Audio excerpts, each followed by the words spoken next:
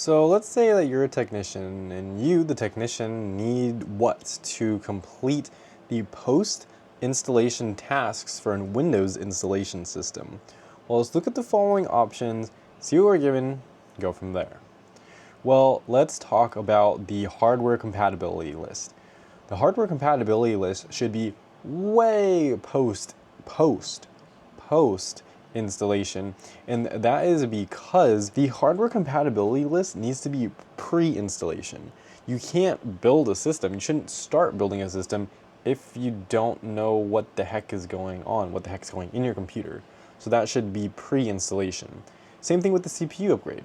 Anything hardware related should really be the pre-installation process. And then we have an ISO of our operating system. Well, the ISO of the operating system is going to be used to create a bootable drive from which we can install or boot Windows. And the question is asking what to complete the post-installation task for Windows installation. So this is assuming that you already have the Windows installed. What happens afterwards? What happens afterwards is you need your motherboard drivers.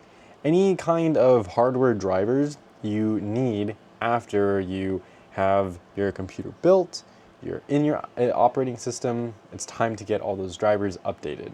So that's going to be the answer.